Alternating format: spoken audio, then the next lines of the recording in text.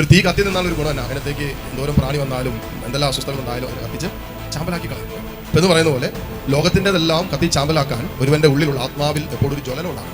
അതല്ലെങ്കിൽ ലോകം അവനെ കീഴടക്കും. അപ്പോസ്തലന്മാരെ നോക്കിയിട്ട് ആദിമ ക്രൈസ്തവ സമൂഹം പറഞ്ഞത് ഇതാ ലോകത്തെ കീഴ്മേൽ മറിച്ച മനുഷ്യർ നമ്മുടെ ഇടയിൽ. നമ്മളെയൊക്കെ നോക്കിയിട്ട് ലോകം പറയുന്നതായിരിക്കുന്നത് ഇത് കണ്ട ലോകം കീഴ്മേൽ മറിച്ച മനുഷ്യർ. ലോകത്തിന് എന്തെങ്കിലും ഒരു പ്രശ്നം കീഴ്മേൽ മറിച്ച് തകർത്ത് കളഞ്ഞ മനുഷ്യരെ നമ്മുടെ മുമ്പിൽ നിൽക്കുന്നു. ഒരു രോഗം വന്ന് ജീവിതം തകർന്നു പോയ പരാജയം വന്ന് താണ്ടെ ലോകപരാജയം നേരിട്ട് ലോകത്തിൽ തകർന്നു പോയ ആൾ ആത്മാവ് ഒരുവനിൽ പ്രവർത്തിക്കാൻ തുടങ്ങുമ്പോൾ ആത്മാവിന്റെ ശക്തിയും കരുത്തും ബലവും ഒക്കെ ഒരു ദൈവവേദൽ റിയലൈസ് ചെയ്ത് കഴിയും. അനോയിന്റിങ് മറ്റൊരു വാക്ക് പറയുന്നത് റിയലൈസേഷൻ. എന്റെ കയ്യിൽ എന്റെ ഉള്ളിൽ ലോകത്തെ കീഴ്മേൽ മറിക്കാനുള്ള ശക്തിയുണ്ട് എന്ന് ദൈവത്തിന്റെ സാന്നിധ്യമുണ്ടെന്ന് ഒരുവൻ തിരിച്ചറിയുന്നതിനാണ് മറ്റു വാക്ക് പറഞ്ഞാൽ അഭിഷേകം എന്ന് പറയുന്നത്, അനോയിന്റിങ് എന്ന് പറയുന്നത്. ലോകം വെച്ച് നേടുന്ന സഹനങ്ങള്, പ്രലോഭനങ്ങള്, പ്രതിസന്ധികൾ, അസ്വസ്ഥതകൾ, പരാജയങ്ങൾ, വേദനകൾ, സങ്കടങ്ങൾ, തിരസ്കരണങ്ങൾ, മുറിവേൽപ്പിക്കുന്ന ഇതിനെല്ലാറ്റിനെയും ജയിക്കാനുള്ള കരുത്ത് എന്റെ ഉള്ളിലുണ്ട്. അതാണ് ഈശോ കാൽവരി കുരിശിൽ അവസാനത്തുള്ളി രക്തത്തോളവും യേശുവിലൂടെ വെളിപ്പെടുത്തിയത്. ഇതേ അഭിഷേകമാണ്.